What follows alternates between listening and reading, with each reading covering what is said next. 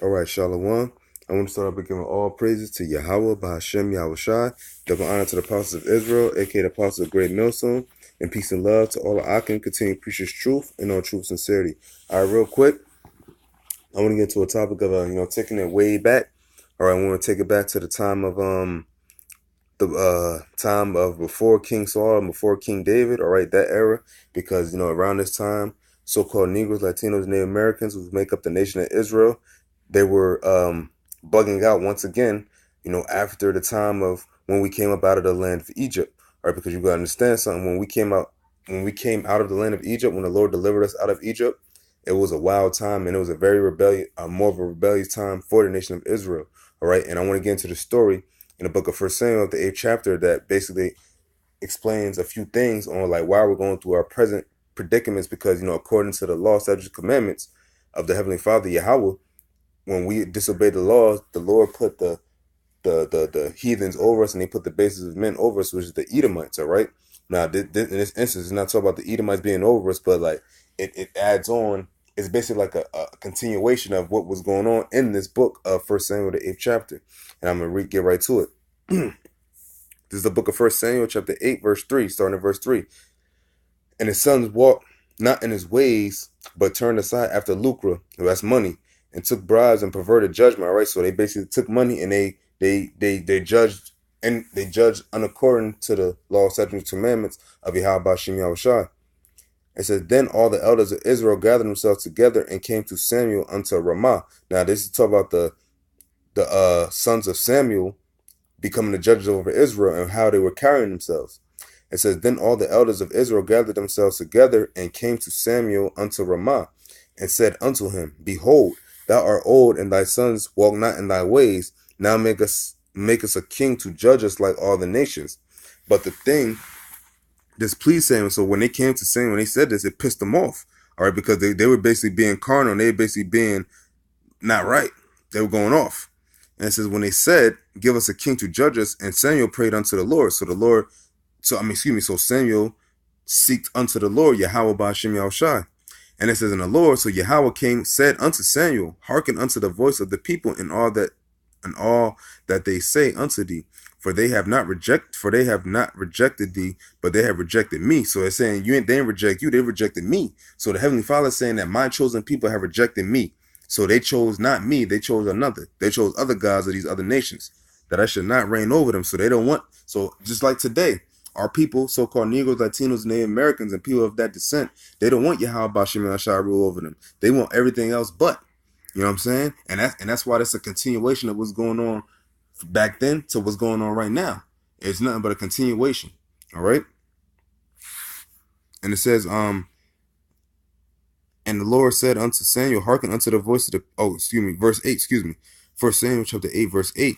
According to all the works which they have done since the day that I brought them out of Egypt, even unto this day. So up until Egypt and up until this day, right here, Jake is wilding.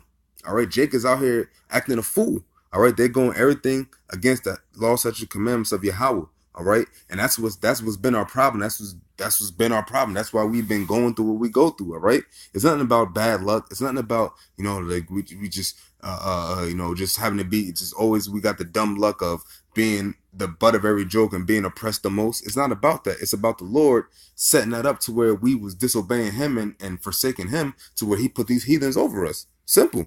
That's all it is. And it says,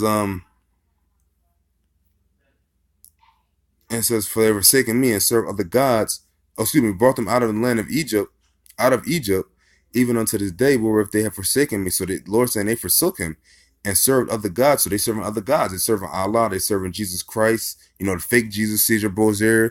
They serving, Buddha. They serving all this other madness. All right, which is not their power. That's why they get fucked up the way. That's why we get fucked up the way we do. Because as a whole nation, we don't follow what we're supposed to be following. And that's a true power that created everything, which His name is Yahweh, and His Son, His name is Yahweh Shai. And so do they also unto thee. It says, now therefore hearken unto their voice, howbeit yet protest soundly unto them, and show them the manner of the king that shall reign over them. And I'm going to read a few verses after this, because this is going to tell them about this. The Lord is basically going to give them the description of the king that's going to rule over them. All right. And it says, Samuel had told, Verse 10, Samuel told all the words of the Lord unto the people that asked him a king. And he said, this will be the manner of the king that shall reign over you. He will take your sons and appoint them for himself, for his chariots, and to be his horsemen, and some shall run before his chariots. So basically, they about to be a bunch of mules. They about to be a bunch of, you know what I'm saying, vessels. And that's it. And I mean, less than men. And it says, and he said, this will be the manner of the king that shall reign over you. He will take your son. Oh, excuse me, verse 12. And he will appoint him captains over thousands and captains over fifties, and will set them to hear his ground, and to reap his harvest, and to make his instruments of war and instruments of his chariots. So basically, going to take they're gonna take his men and use the shit out of them. All right, they're basically going to like not use them the righteous way. They're basically about to use them for his own gain, and that's what our people go through today. Henceforth, when they join these armies, when they join these services, when they do all these things, when they join these other religions, they're basically doing everything according to how the Lord said these kings are going to rule back then. Now, mind you, in the time of the first Samuel, the 8th chapter, this is before King Saul. All right, this is before King Saul, so obviously it's before King David. All right, so this is before the house of, well, the physical house of David was brought up. You know what I'm saying?